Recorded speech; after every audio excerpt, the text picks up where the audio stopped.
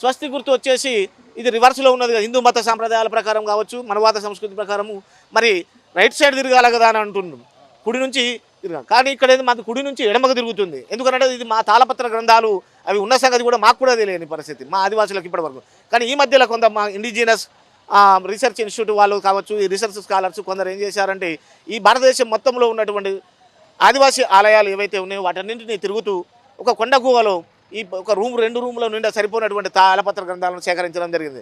అందులో ఈ స్వస్తి గుర్తు అనేది ఈ విధంగా ఉన్న తాళపత్ర గ్రంథం నుంచి తీసుకున్నటువంటి గుర్తును కాబట్టి దాన్ని ఇక్కడ ప్రతిష్ఠించడం జరిగింది. అంటే ఇప్పుడు ప్రకృతి లోపల చెట్లు మొలకెత్తిన తర్వాత తీగలుగా ఏ విధంగా అయితే కుడి నుంచి ఎడమకు చుట్టుకుంటూ అది పైకి పాకుతుంది, అలాగే నీళ్ళల్లో సుడిగుండాలు వచ్చినప్పుడు అవి కుడి నుంచి ఎడమకు తిరుగుతాయి.